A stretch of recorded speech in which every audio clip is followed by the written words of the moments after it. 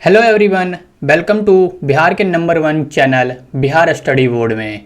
और आज की वीडियो में हम देखने वाले हैं 12th क्लास की सोशियोलॉजी। और सोशियोलॉजी का जो हमारा चैप्टर है, सेकंड चैप्टर है, इसके बारे में हम जानेंगे, जो कि बहुत इंपॉर्टेंट चैप्टर है। और चैप्टर का नाम आपको दिख रहा होगा, भारतीय समाज की जनसांख्यिकीय संरचना। बहुत ज़्यादा इंपॉर्टेंट है, ये जानेंगे हम। और बहुत कुछ मैं आपको बताने वाला हूँ, तो वीडियो को पूरा ज़रूर देखना।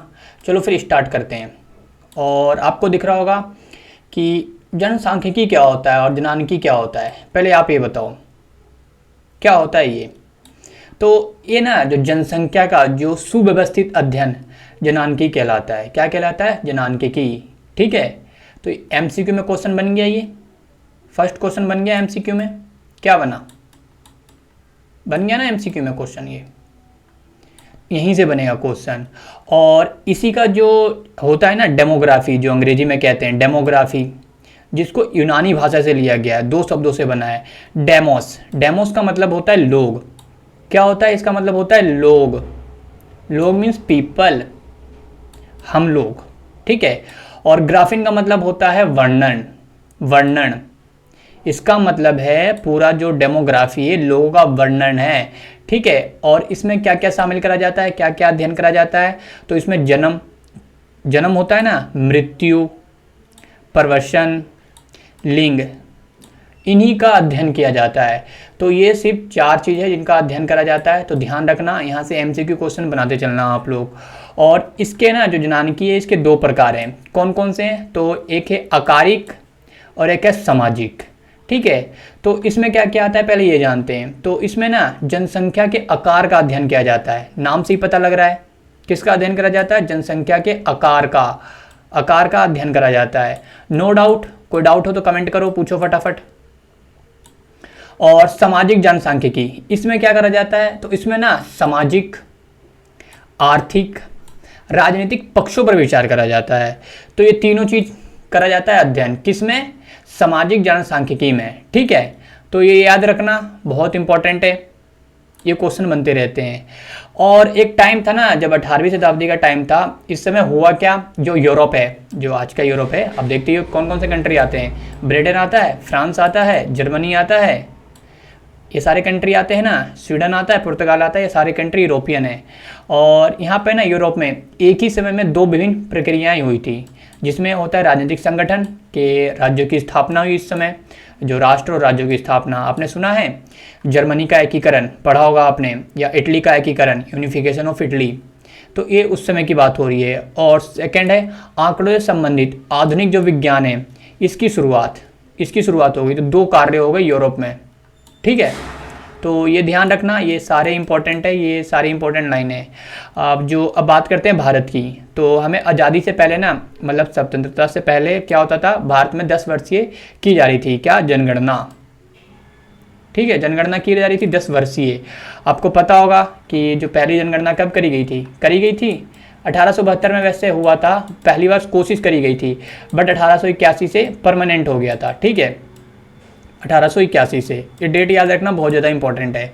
तो अगर हमें आज़ादी के बाद देखा जाए तो 1951 से स्टार्ट हुआ है। और इस समय हमेशा 10 वर्ष में जनगणना की जाती है। और जो नया है हम पे 2011 की है। ठीक है। तो ये याद रखना, ये डेट काफ़ी ज़्यादा इंपॉर्टेंट है। और इसी जो जनगणना होती है, इन्हीं के आंकड़े निकाले जाते हैं। और फिर हम क्या करते हैं, आर्थिक विकास, जन कल्याण संबंधी नीतियाँ बनाते हैं। मान के चलो एक जगह ये है, कोई गांव है, यहाँ पे मान के चलो 10,000 लोग रह रहे हैं। कितने रह रहे हैं? 10,000 लोग, 10 के लोग रह रहे हैं यहाँ पे। हमने गिनती कर ली इनकी। तो यहाँ से हम एक अंदाज़ा लगा लेते हैं कि इनका क्या क्या डिपेंडेंट है, इनकी क्या क्या नीड है, इनका जन कल्याण कैसे कर सकते हैं हम। तो हमें अंदाज़ा लग जाता है। ठीक है। तो ये सब चीज़ें करी जाती है। अब कुछ ना सिद्धांत दिए गए हैं इस पर। तो सबसे जो पॉपुलर सिद्धांत है थॉमस रॉबर्ट माल्थस का है। माल्थस का सिद्धांत बहुत इंपॉर्टेंट है, इसके बारे में जानेंगे। जो पहला सिद्धांत दिया गया है, और इनका जन्म देख लो, 1766 से 1834 तक ये जीवित रहे थे ये। ठीक है। तो इन्होंने क्या बोला है कि जो जनसंख्या है ना, ज्यामितीय अनुपात से बढ़ती है। किससे बढ़ती है? ज्यामितीय अनुपात से। तो ये क्वेश्चन भी एमसीक्यू में निकल सकता है, जैसे 2, 4, 8, 16, 32, मतलब कि बढ़ते ही जा रहा है ये आदि। और जो कृषि उत्पादन है, ये गणितीय होता है, समांतर होता है ना, होती है। जैसे कि 2, 4, 6, 8, 10, मतलब ये देखो 2, 4, 6, यहाँ पे क्या हो रहा है, 2 से 4, फिर 8, फिर 16, फिर 32। तो देख रहे हो, तो इतना अंतर है। तो यही है, थोड़ा मैथ लगाना पड़ता है इसमें, थोड़ा ग्राफ वगैरह यूज करना पड़ता है, तो आप लोग यूज करना, ठीक है। और जो इससे जनसंख्या और व खाद्य सामग्री की असंतुलन पैदा होती है, बिल्कुल हो जाती है ना, असंतुलन हो जाता है ना पैदा। अब मान के चलो कि ये है खेत है ये, और ये है गाँव। गांव में जनसंख्या बढ़ती जा रही है, बढ़ती जा रही है, बढ़ती जा रही है, बट खेत थोड़ी ना बढ़ेगा, खेत तो उतना ही रहेगा ना। तो क्या होगा, खाद्य संतुलन हो जाएगा, संतुलन बिगड़ जाएगा ना पूरी तरह से। तो यही कहा जा रहा है। और जैसे कि समृद्धि बढ़ने से जनसंख्या वृद्धि को नियंत्रित किया जाए, तो मतलब कि जैसे जैसे समृद्ध होते जा रहे हैं वैसे जनसंख्या को नियंत्रित करा जाए, जनसंख्या पर कंट्रोल करा जाए। और माल्थस ने इस पर दिए हैं अपने विचार, जैसे कि 2 प्रकार से दिए हैं, जिसमें पहला दिया है प्राकृतिक अवरोध। इसका ना, इसके हर किसी ने इसकी आलोचना करी है, इस वाले की, जैसे कि अकाल, भूकंप, बाढ़, युद्ध या बीमारी। तो ऐसे कहता है कि अगर ये सब आ जाए तो जनसंख्या कंट्रोल में हो जाएगी। कंट्रोल में तो हो जाएगी, बट ये तरीका तो गलत है ना, कोई मर जाएगा। और सेकंड दिया है जो कृत्रिम, जो कि मतलब कि इसका पालन हम कर सकते हैं, जैसे कि बड़ी उम्र में विवाह करना, यौन संयम मतलब कि जो सेक्सुअल रिलेशन होता है उसको कंट्रोल करना, ब्रह्मचर्या का पालन करना। तो ये सब चीज़ें हम कर सकते हैं, ये सब चीज़ें इजी है, प्रैक्टिकल भी है, ये सब चीज़ें कर सकते हैं। बट ये चीज़ तो गलत हो जाएगी ना। मान के चलो अकाल, तो इससे क्या होगा, अकाल पड़ जाए, भूखे लोग मर रहे हैं, भूकंप आ जाए, दब के मर रहे हैं लोग, बाढ़, पानी में डूब के मर गए, युद्ध हो जाए, गोलियां मारी जा रही है, फिर तो सारे ही मर जाएंगे, ठीक है, बीमारी हो जाए, तो ये चीज़ गलत है। तो इसका विरोध करा गया है। तो अब देखो, विरोध तो करा जाएगा, क्योंकि देखो इसका विरोध करा गया बेसिकली। बाकी जो सेकंड वाले के तो फिर भी सपोर्ट में थे कुछ लोग, बट हाँ उसका विरोध करा गया फर्स्ट वाले का। तो माल्थस के जो सिद्धांत विरोध में क्या करा गया है, तो आर्थिक वृद्धि जनसंख्या वृद्धि से अधिक हो सकती है, जैसा कि यूरोप के देशों में हुआ है। गरीबी, भूखमरी जनसंख्या वृद्धि के बजाय आर्थिक संसाधनों के असमान वितरण के कारण फैलती है, जैसे कि उदारवादी व मार्क्सवादी कहते हैं, ठीक है, कि जो संसाधन है वो ना असमान वितरण की, मतलब कि अब जाहिर सी बात है, अब आर्थिक संसाधन है इसका भी तो वितरण होता है, तो असमान होता है, इसमें भी भेदभाव होता है, किसके पास बहुत ज़्यादा है, किसी के पास कुछ है ही नहीं, ऐसा भी होता है। और अब देखते हैं इसका सिद्धांत, जनसंख्या संक्रमण का सिद्धांत। तो इसमें क्या बताया गया है, तो इसमें बताया गया है कि जो जनसंख्या वृद्धि आर्थिक विकास के समग्र स्तरों से जुड़ी हुई है, बिल्कुल आर्थिक विकास से जुड़ी हुई है। और इसके 3 बुनियादी चरण हैं। तो पहला चरण क्या क्या है, समाज में जनसंख्या वृद्धि को कम होना, क्योंकि समाज तकनीकी दृष्टि से बिछड़ा होता है, बिल्कुल सही बात है। अगर टेक्नोलॉजी नहीं है तो जनसंख्या बढ़ा के भी क्या करोगे। और मृत्यु दर और जन्म दर दोनों ही बहुत ऊंची होती है यहाँ पे। कहने का मतलब है कि जन्म भी बहुत ज़्यादा हो रहा है, मतलब हर घर में 5-5 बच्चे जन्म ले रहे हैं, 6-6 बच्चे जन्म ले रहे हैं। और वहाँ पे मृत्यु दर भी हो रही है, 6 बच्चों में 3 बच्चे मर गए, 2 बच्चे मर गए। तो ये जन्म दर से तो हो रहा है, बट मृत्यु दर भी तो ज़्यादा है ना। तो जन्म भी ज़्यादा होता है, मृत्यु भी ज़्यादा होती है, देखो, ठीक है। और जैसे कि सीनियर सिटीजन है उनको बीमारी भी हो जाती है जल्दी, ये सब चीज़ें हैं। और सेकंड है जनसंख्या विस्फोट। ये होता है जब समाज बिछड़ी अवस्था में उन्नत अवस्था में जाता है, कि मतलब जो समाज जो बिछड़ा है फिर वो डेवलप हो गया। और इस दौरान क्या होता है, जनसंख्या वृद्धि दरें बहुत ऊँची हो जाती है। तो जनसंख्या जाहिर सी बात है ऊँची हो जाती है, क्योंकि यहाँ पर मृत्यु नहीं हो रही, क्योंकि उन्नत अवस्था में आ गए आप लोग। देखो मान के चलो यहाँ पे टेक्नोलॉजी आ गई, हर चीज़ आ गया, हॉस्पिटल वगैरह आ गया, हेल्थ आ गया। अब जन्म होता है हॉस्पिटल में हो रहा है, तो बच्चा ही बच गया, माँ भी बच गई, सब लोग बच गए। यहाँ पे मृत्यु नहीं हुई, सिर्फ जन्म हुआ, ठीक है। और तीसरे चरण में है कि विकसित समाज में जनसंख्या वृद्धि दर नीची रहती है। क्या है, क्योंकि ऐसे समाज में मृत्यु दर और जन्म दर दोनों ही काफ़ी कम होता है। यहाँ पे देखो, अब जहाँ पे जो विकसित समाज है वहाँ पे क्या करते हैं कि एक घर में 2 बच्चे दिखते हैं, मतलब कि बहुत, मतलब 3 भी होते हैं, बट ज़्यादा ज़्यादा 2 बच्चे होते हैं ऐसे। और वहाँ पे मृत्यु दर भी कम होती है, क्योंकि अच्छे से यहाँ पे लालन पालन होता है सबका। तो ये कह रहा है इसमें, ठीक है। तो तीनों समझे आप लोग, कमेंट करके बताओ कैसी लग रही है वीडियो। हम आगे बात करते हैं। तो इसमें बताया गया है कि जो सामान्य कल्पनाएं हैं वह संकेतक है, जन्म दर और मृत्यु दर और प्राकृतिक वृद्धि दर। ये देखते हैं। तो जन्म दर क्या है, तो इसमें 1 वर्ष मतलब 1 साल में प्रति 1000 व्यक्तियों पर जीवित जन्मे बच्चों की जनसंख्या जन्म दर कहलाती है। मतलब कि 1 साल में जितने बच्चे जन्म लिए हैं, सिर्फ जीवित बच्चे, जो उसमें मृत्यु होगी उनकी गिनती नहीं हो रही है, वो कहलाती है। और सेकंड है मृत्यु दर, जिस क्षेत्र में, किसी क्षेत्र विशेष में प्रति 1000 व्यक्तियों में मृत व्यक्तियों की संख्या मृत्यु दर कहलाती है। जाहिर सी बात है, जहाँ पे जो जन्म हुआ उसमें से कुछ बच्चे मर गए तो मृत्यु दर कहलाएगी, कितने बच्चे मृत्यु हुई है प्रति 1000 में। और हमारा अगला है प्राकृतिक दर पर, तो या जनसंख्या वृद्धि दर पर। इसमें क्या होता है कि जनसंख्या दर व मृत्यु दर के बीच का अंतर कितना है, और ये अंतर शून्य या कम होता है तब हम ये कह सकते हैं कि जनसंख्या स्थिर हो गई है या प्रतिस्थापन स्तर पर पहुंच गई है। तो ये बहुत इंपॉर्टेंट लाइन है, ध्यान रखना। और प्रतिस्थापन स्तर ये ऐसी अवस्था होती है कि जब जितने बूढ़े लोग मरते हैं उनका खाली स्थान भरने के लिए उतने ही नए बच्चे पैदा हो जाते हैं। बिल्कुल ठीक है, मान के चलो कि एक सीनियर सिटीजन की मृत्यु हो गई तो जन्म भी तो हुआ होगा उस जगह पे, तो जन्म भी हुआ है। और भारत जो केरल है ना, भारत का जो केरल स्टेट है कहाँ पर है, इसकी राजधानी बता सकते हो? यहाँ पे कुल प्रजनन दर क्या होता है, प्रतिस्थापन स्तर से नीचे होता है, प्रतिस्थापन स्तर से नीचे होता है, ठीक है। हिमाचल हो गया, पश्चिम बंगाल हो गया, कर्नाटक, महाराष्ट्र, यहाँ पे क्या होती है, जो प्रजनन दरें होती है ना, प्रतिस्थापन स्तर के बराबर है। और बिहार, उत्तर प्रदेश, राजस्थान, मध्य प्रदेश, ऐसे राज्य यहाँ पे ऊपर होता है प्रतिस्थापन स्तर से। और यहाँ पे हमें पता होता ही है कि राज्यवार विभिन्नता पीछे शिक्षा तथा जागरूकता के स्तरों में वृद्धि होना अथवा ना होना है। तो जाहिर सी बात है, शिक्षा इसमें एक बहुत बड़ा रोल होता है, इसलिए यहाँ पे जनसंख्या ज़्यादा बढ़ती है, जनसंख्या कम भी होती है, ठीक है।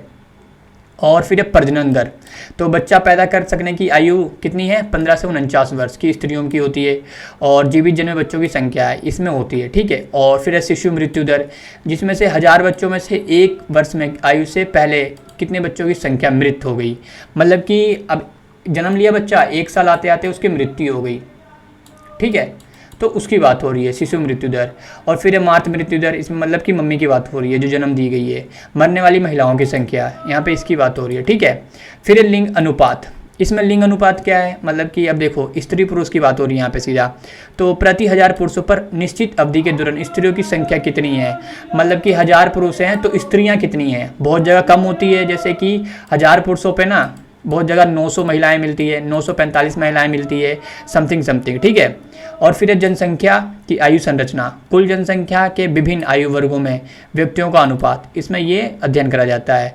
और फिर इसमें देखो आश्रित मतलब कि डिपेंडेड, तो वे अनुपात जो जीवन यापन के लिए कार्यशील जनसंख्या पर आश्रित हैं। इसमें कौन आ सकता है, 15 से 64 वर्ष वाले क्या करते हैं, ये कार्य करते हैं, ये काम करते रहते हैं वाले होते हैं। और बच्चे बुजुर्ग इन पे डिपेंडेड रहते हैं कि मतलब 15 से हैं और ये काम कर रहे हैं, और बाकी बुजुर्ग और बच्चे क्या है, इस पे डिपेंडेड है, ठीक है। और फिर ये बढ़ रहा है हमारे देश में बहुत ज़्यादा, ये चिंता का बहुत कारण है आश्रित वाला। तो ये उन देशों का चिंता कारण बन सकता है जहाँ जनता बुढ़ापे की समस्या से जूझ रही होती है, और क्योंकि वहाँ आश्रितों की संख्या बढ़ जाने, कार्यशील आयु वाले लोगों पर बोझ बढ़ जाता है। जाहिर सी बात है, एक मान के चलो 30 साल का व्यक्ति है और यहाँ पे 4 बच्चे हैं और 2 सीनियर सिटीजन है घर में, मम्मी पापा और 4 बच्चे, ठीक है, और हस्बैंड वाइफ। तो अब जो ये 6 लोग हैं किस पे डिपेंडेंट है, इसी पे तो डिपेंडेंट हैं, सारा काम ये कर रहा है। तो ये ना एक बहुत बड़ा समस्या है। और यहाँ पे भी देख सकते हो, ये नीचे की ओर है, मतलब इसका ऑपोजिट देख सकते हो। तो इसमें आर्थिक समृद्धि और समृद्धि स्रोत बन सकता है, क्योंकि मैं कार्यशील लोगों का अनुपात कम काम न करने वालों की संख्या में अधिक बड़ा होता है, इसके लाभांश कहते हैं, ठीक है। और फिर आयु संभाविता, ये इस बात की सूचक है कि एक औसत व्यक्ति अनुमानित कितने वर्षों तक जीवित रहेगा। तो मतलब कि संभावी, मतलब कि तुम एक अनुमान लगा रहे हो कि कितना जीवित रहेगा, ठीक है। और अगला है सोनोग्राम, अल्ट्रासाउंड। तो इसमें कह रहा है कि प्रौद्योगिकी पर आधारित एक्सरे जैसा नैदानिक उपाय, कई बार इसका उपयोग गलत तरीके से भी करा जाता है। जाहिर सी बातें करा जाता है ना, माँ के घर में भ्रूण का लिंग पता कराने के लिए, और उसकी हत्या कर दी जाती है फिर, ठीक है। तो ये इंपॉर्टेंट्स कुछ लाइन है, ध्यान रखना। और अगला है अकाल। अकाल क्या होता है, अकाल से तो सब लोग परिचित हैं, इसके बारे में क्या बताना। तो कई कारणों से क्या अकाल पड़ता है। एक के था जिन इलाकों में खेती वर्षा पर निर्भर रहती थी, अब खेतों में अकाल पड़ गया, वहाँ वर्षा कमी हो गई, वर्षा नहीं हुई, खेती में उपज कम होती है। फिर जाहिर सी बात है, अगर वर्षा नहीं हुई, पानी की कमी है तो होगा ना, और इससे क्या होगा, घोर गरीबी आएगी, कुपोषण की हालत होगा, जीवन बिताने के लिए मजबूर हो जाते हैं। तो इसके अलावा परिवहन और संचार के साधनों की समुचित व्यवस्था न होने के कारण और राज्य की ओर से दिशा में पर्याप्त प्रयत्न न किए जाने के कारण अकाल पड़ते हैं। तो ये अकाल के कुछ कारण हैं जो कि कॉमन क्वेश्चन है, नो डाउट। और अगला है कि जो भारतीय जनसंख्या की आयु संरचना, तो अब ये देखते हैं। तो अधिकांश भारतीय युवावस्था में बिल्कुल है, इंडियंस क्या है, युवा हैं, यंग जनरेशन है इंडियंस में, ठीक है। और जो केरल है ना, केरल जो स्टेट है, तो यहाँ पे विकसित देशों की आयु संरचना स्थिति प्राप्त कर ली है। और उत्तर प्रदेश हो गया, युवा का अनुपात अधिक है, यहाँ पे जो उत्तर प्रदेश में सबसे ज़्यादा युवा रहते हैं, और वृद्धों का अनुपात कम है। यहाँ पे मतलब सीनियर सिटीजन कम रहते हैं और यहाँ पे यंग ज़्यादा रहते हैं। और इसका लाभांश क्या हो सकता है, तो कार्यशील लोगों की संख्या प्रसारित लोगों की संख्या से अधिक होती है, तो वहाँ अधिक समृद्धि होती है, अर्थात पारस्परिकता अनुपात गिरता है, इसी को हम लाभांश कहते हैं। ठीक है, अब भारत में देख लेते हैं इसका। तो इसमें क्या होता है कि उस अवस्था जिसमें कमाने वाले यानी 15 से 64 वर्ष की आयु वाले काम करते हैं, यहाँ तो सबको पता है कमाने वाले, और 15 से कम और 64 से अधिक ये क्या करते हैं, आश्रित रहते हैं, डिपेंडेंट रहते हैं किसी पे। ठीक है, तो प्राप्त हो सकता है और कार्यशील लोगों का अनुपात में वृद्धि होती है, तो ये होता है। ओके, अब बात करते हैं स्त्री पुरुष अनुपात। तो इसमें क्या होता है, भारत में जो स्त्री पुरुष अनुपात गिरता रहता है पूरी तरह से, ये होता है अब देखने को मिलता होगा। और इसका कारण क्या है, लिंग विशेष का गर्भपात, बालिका शिशु की हत्या, बाल विवाह, पौष्टिक भोजन न मिलना। देश के विभिन्न हिस्सों में स्त्री पुरुष अनुपात भिन्न भिन्न है। केरल राज्य में अधिक है, हरियाणा में कम है, पंजाब में कम है, चंडीगढ़ में सबसे कम है। ठीक है, तो कहने का मतलब है कि जो अनुपात क्यों है, डिफरेंट क्यों है हमारे यहाँ पुरुष और महिलाओं में, क्योंकि जो महिलाओं के साथ गलत भेदभाव, ओके, भेदभाव होता है इनके साथ। ठीक है, ये था पार्ट 1। पार्ट 2 जल्द आएगा, तो ध्यान रखना आप लोग, पढ़ेंगे आगे और भी। मिलते हैं नेक्स्ट वीडियो में।